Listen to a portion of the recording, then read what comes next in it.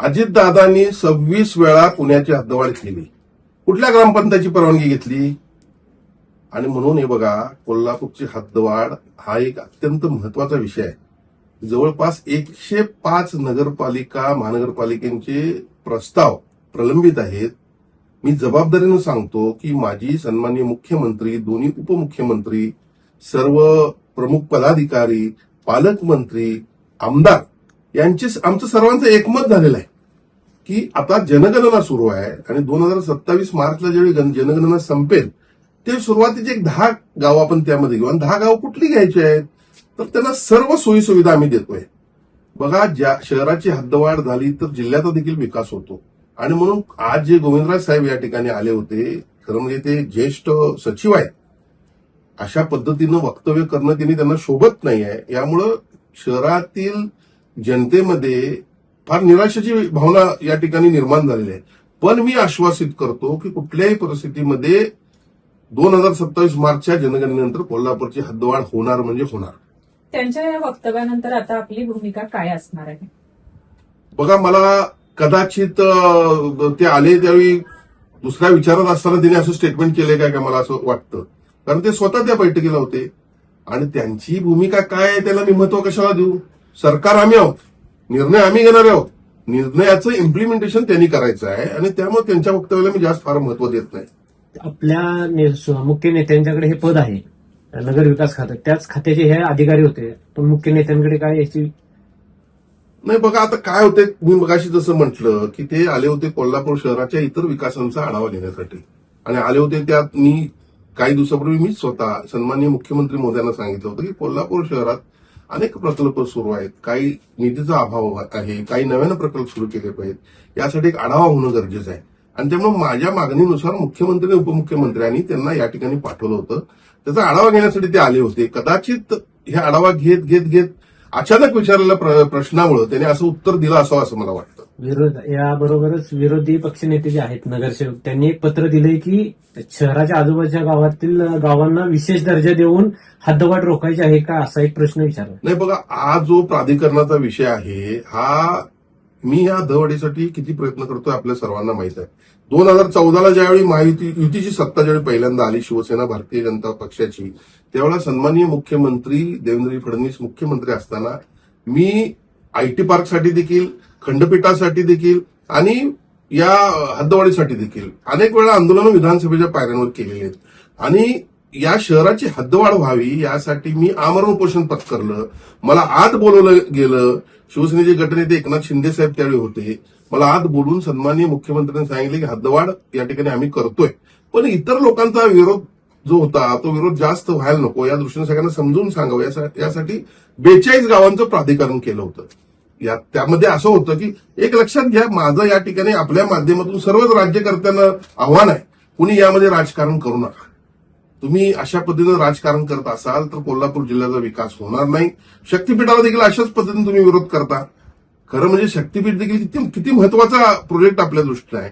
आणि मग हद्दवाढीचा जो विषय 42 गावाचं प्राधिकरण केलं म्हणजे हद्दवाढ होणार नाही हे सगळ्यांनी पहिला डोक्यातून काढून टाकायचं आहे. या मार्चमध्ये राज्याच्या जबाबदार राज्यमंत्री माधुरी मिसाळ यांनी माझ्या लक्षवेधीला उत्तर दिलेलं आहे की 2027 मार्चच्या जनगणनेनंतर हद्दवाढ होणार आणि विधानसभा ही राज्यातील सर्वोच्च सभागृह आहे आणि या सभागृहामध्ये मंत्र्यांना जबाबदारपणे उत्तर दिलेलं असतं आणि हे जे उत्तर असतं ते सन्माननीय मुख्यमंत्र्यांच्या बरोबर झालेल्या चर्चेनंतर दिलेलं असतं. आणि त्यामुळे जनगणनाच पुढे आणखीन काही दिवस गेली तर तेवढाच पाठ राहील. नाहीतर ज्या दिवशी या राज्याची जनगणना संपेल त्या दिवशी मला माझा पूर्वीचा अवतार आणायला लागेल हे मी आपल्या माध्यमातून सर्वांना सांगू इच्छितो. माझा त्या विरोधी जी काही कोण यात उतरतात त्यांना स्वतः माझा या ठिकाणी जिल्ह्याच्या विकासामध्ये त्यांचं योगदान काय आहे पहिला प्रश्न आहे. एक लक्षात घ्या, शक्तीपीठ महामार्ग हा सन्माननीय मुख्यमंत्री उपमुख्यमंत्र्यांचा हा एक ऐतिहासिक किंवा ड्रीम प्रोजेक्ट आहे. ड्रीम प्रोजेक्ट कशा अर्थानं आहे? आज महाराष्ट्रा एवढे क्षेत्रफळ असणारे इतर देश प्रगत झालेले आहेत. फ्रान्स असेल, जर्मनी असेल, विविध जे देश आहेत यामध्ये प्रामुख्यानं आयटी, इंडस्ट्री आणि टुरिझम हे या विषयांवर जरी देश विकसित झाले असतील तर त्याचं दळणवळण हे फार महत्वाचं आहे. महाराष्ट्र एवढं क्षेत्रफळ असणाऱ्या या देशांमध्ये 8,000 किलोमीटरचे मेगा हायवे आहेत. या मेगा हायवेमुळे हे तर 3,000चा पण होत नाही, 2,500चा मेगा हायवे होतोय आपला, म्हणजे पूर्ण राज्यामध्ये. तर आपल्या राज्याचं क्षेत्रफळ आहे तेवढे इतर देशांमध्ये 8,000 किलोमीटरचे मेगा हायवे आहेत. आणि त्यामुळे आता वाढवण बंदर आपल्याला या ठिकाणी मिळते, अनेक धर्मस्थळ या ठिकाणी देवस्थानं आपल्याला जोडली जात आहेत, शेतकऱ्यांच्या मालाला भाव मिळतोय. बघा, ज्या वेळेला समृद्धी महामार्ग जाहीर झाला त्यावेळी शेतकऱ्यांनी असाच विरोध केला होता, पण आज शेतकऱ्यांच्या मालाला भाव मिळायला लागलेला आहे. 4 तासात 5 तासात मुंबईच्या बाजारपेठेमध्ये नागपूरपासून आज शेतकऱ्यांचा माल येतोय. हे समजून घ्यायला पाहिजे का नाही. आज माझ्याकडे काल देखील आसपासच्या कोल्हापूर जिल्ह्यात आता नवीन जो अलाइनमेंट केलेला आहे, खरं म्हणजे मी सन्माननीय मुख्यमंत्र्यांना सांगितलं होतं की जे 60 मला वाटतं गावं या कोल्हापूर जिल्ह्यातून जात होती, त्या सर्व ग्रामस्थांना ज्यांच्या जमिनी जातात त्यांना मी मुंबईला घेऊन गेलो होतो आणि एमएसआरडीसी खातं हा महामार्ग करते, त्यांच्या माध्यमातून एक चांगली मिटिंग त्या ठिकाणी घेतली होती आणि हा महामार्ग अगदी अत्यंत यशस्वी तिकडे आम्ही निघालो होतो. पण आता नवीन काही लोकप्रतिनिधींच्या मागणीमुळे याचं अलाइनमेंट बदलते आहे. अलाइनमेंट बदलल्यामुळे अनेक शेतकरी आता नव्यानं या ठिकाणी ज्यांची जमीन जातात असे आहेत. त्यांचा मला काल फोन आला, अहो आम्ही सगळेजण येतो, यांचा काय संबंध आहे, हे राजकीय विरोध करतात. ज्यांच्या जमिनी जातात कोल्हापूर जिल्ह्याच्या ते सर्व शेतकरी मला उद्या भेटणार आहेत, उद्या परवा 2 दिवसात. आणि त्यामुळं ह्यांचं हे आंदोलन फोन जाईल. मी या ठिकाणी आपल्याला जबाबदारीनं सांगतो आणि जबाबदार या राज्याचा मी आज कॅबिनेट दर्जा मला आहे, एक आमदार लोकप्रतिनिधी या नात्यानं आपल्याला सांगतो की कोल्हापूर जिल्ह्यात जे काही सीएम निर्णय घेतील, जे काही उपमुख्यमंत्री निर्णय घेतील त्याच्याशी आम्ही बांधील आहोत. आणि कोल्हापूर जिल्ह्यामधील तमाम लोकप्रतिनिधींना सांगू इच्छितो, जे सत्तेत आहेत, सत्तेचा लाभ घेत आहेत, त्यांनी तर किमान अशा पद्धतीनं या महामार्गाला विरोध करू नये. सतीश पाटील म्हणलेत की न भूतो न भविष्य असा आपण मोर्चा काढायला सतीश पाटलांची बडबड बंद करावी. त्यांच्या वक्तव्याला मी जास्त महत्व देत नाही, त्यांच्यात आता काय दम राहिलेला नाही. दादा, मराठा आरक्षणाचा मुद्दा पुन्हा एकदा पेटते. मनोज जरांगे पाटील उपोषणावर सरकार कुठं कमी पडते काय? नाही, मराठा आरक्षणाच्या बाबतीत सरकारनं जास्तीत जास्त मराठा समाजाला देण्याचा निर्णय घेतलेला आहे, प्रयत्न करत आहोत. सारथीची बिल्डिंग आपल्याला बघा केवढी मोठी वाटत कोल्हापुरात उभा राहते. अनेक म्हणजे मी स्वतः त्याचा आय विटनेस आहे. सन्माननीय मुख्यमंत्री एकनाथ शिंदे साहेब असताना उपमुख्यमंत्री देवेंद्र फडणवीस, एकनाथ शिंदे साहेबांनी कशा पद्धतीनं या ठिकाणी मराठा समाजाला न्याय देण्याचा प्रयत्न केला याचं मी आय विटनेस आहे.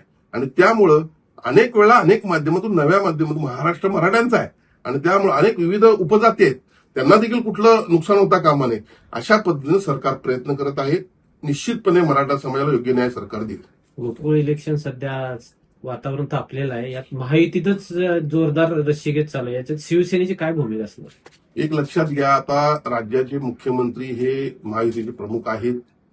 ज्यांच्या नेतृत्वाखाली राज्यामध्ये सत्ता आली ते देखील याचे प्रमुख आहेत.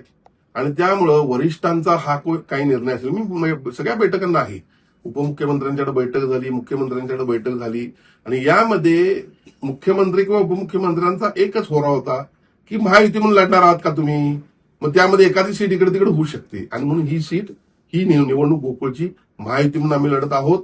निश्चितपणे या निवडणुकीमध्ये ज्येष्ठ नेते, ज्येष्ठ मंत्री असतील, आमचे पालकमंत्री असतील, यांच्या नेतृत्वाखाली ही निवडणूक आम्ही जिंकून दाखवू.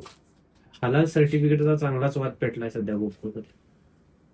नाही, मी पण काही दिवसापूर्वी ही गोष्ट वाचली, पण निश्चितपणे ज्या गोष्टीची गरज नाही त्या गोष्टी अशा कोल्हापूर छत्रपती शिवाजी महाराजांच्या, छत्रपती शाहू महाराजांच्या नगरीमध्ये, कारण आपण सर्वांना एकत्र घेऊन जात आहोत, गरज नसताना जर अशा पद्धतीनं जर काही गोष्टी झाल्या असतील तर त्याचा मी निषेध करतो. सरकारसारख्या दूध संस्था शेतकऱ्यांच्या अशा ठिकाणी हा विषय आणला जातो, हे कितपत योग्य आहे?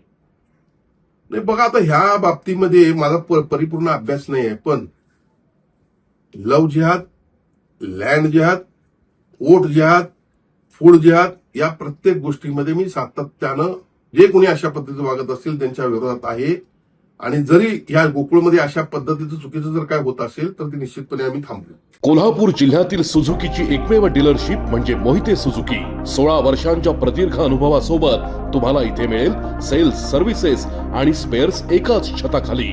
18% जीएसटी सह विविध योजनांचा लाभ घेण्यासाठी भेट द्या.